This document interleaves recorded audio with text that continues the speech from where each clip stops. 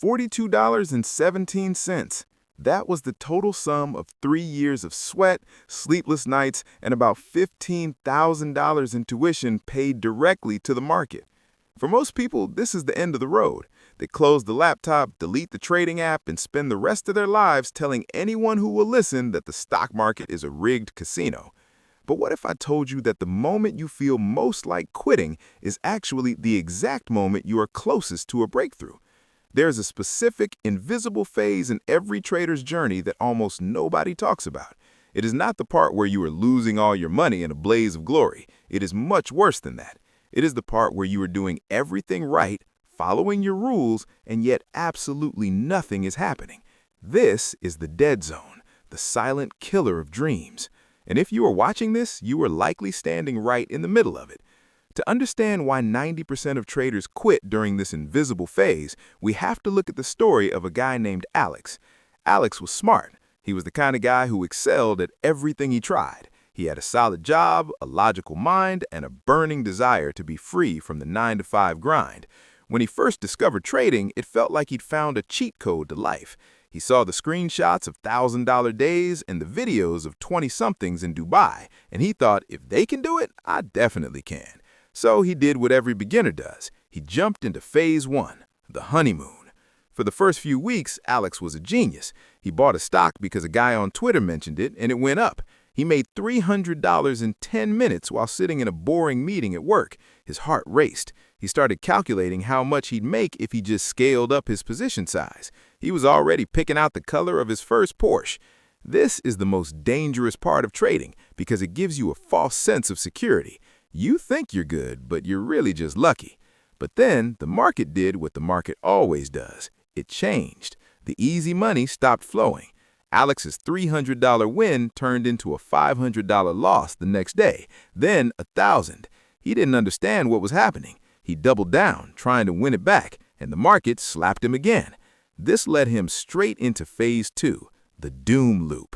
For the next year, Alex became a professional student. He bought every course, joined every Discord signal group, and plastered his monitors with so many indicators that he could barely see the price action. He spent thousands on secret strategies and magic indicators that promised a 90% win rate.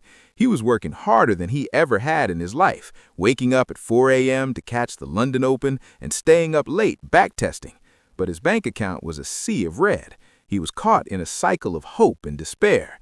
He'd find a new strategy, win 2 trades, think he was the king of the world, and then lose it all on the 3rd trade because he didn't use a stop loss.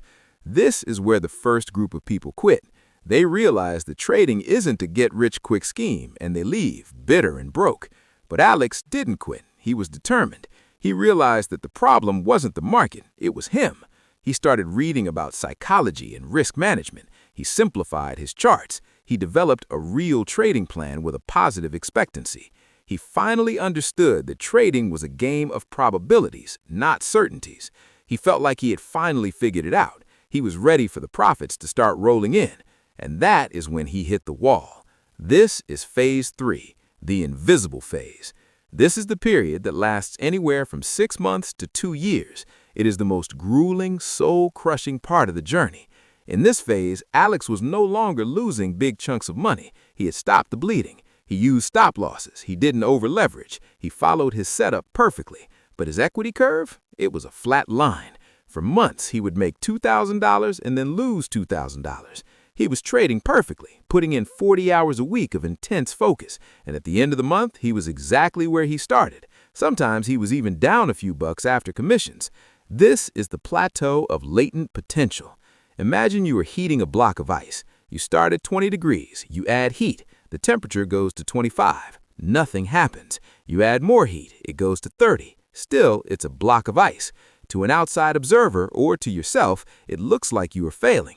You're putting in all this energy and you aren't seeing any results. But inside the ice, molecules are moving faster. You are inches away from 32 degrees, where the phase shift happens and the ice turns to water. Most traders quit at 31 degrees. During the invisible phase, Alex felt like he was losing his mind. His friends and family would ask how the trading was going, and he'd have to tell them he was break even. They'd look at him with pity, thinking he was wasting his time. He started questioning everything. If I'm doing everything right and I'm still not making money, maybe I'm just not cut out for this, he thought. Maybe there is no such thing as a profitable trader. This is where the boredom sets in. Trading stops being exciting and starts feeling like a chore. The dopamine hits from the big wins are gone because you're managing your trades so conservatively. The adrenaline from the losses are gone because you've accepted the risk. You are just a guy clicking buttons in a room and your bank account isn't moving. Why is this phase so deadly? Because humans are wired for instant feedback. If you go to the gym and lift weights for 6 months, you want to see a bigger chest in the mirror. If you work overtime at your job, you expect a bigger paycheck at the end of the month. But the market doesn't care about your effort. It doesn't owe you anything for your time. The market pays you for your patience and your discipline, but it often delays the payment. Think of the invisible phase as the market's ultimate test. It's asking you, do you actually love the process or are you just here for the money? If you're just here for the money, you will quit here. You'll decide that the hourly wage of a break-even trader is less than zero, and you'll go find something else to do. But if you can survive this, if you can keep showing up and executing your edge when there is no reward in sight, something incredible happens. One day, for no apparent reason, the market starts to reward you. The trades that used to hit your stop and then go to your target suddenly start holding. You find yourself catching the big trends instead of getting chopped up. Because you've spent months or years in the dead zone, your discipline is now ironclad. You don't get excited when you win, and you don't get depressed when you lose. You've become a professional. And then the equity curve that stayed flat for a year suddenly begins to verticalize. You didn't change your strategy. You didn't find a new indicator. You just stayed in the game long enough for the law of large numbers to work in your favor. You reached 32 degrees. Alex finally hit his breakthrough after 14 months of break-even trading. He describes it not as a flash of light, but as a quiet realization that he was no longer afraid. He realized that the invisible phase wasn't a sign that he was failing. It was the training ground that prepared him to handle the big money that was coming. If he had become a millionaire in phase 1, he would have lost it all in phase 2 because he hadn't built the character required to keep it. The invisible phase is where your character is built.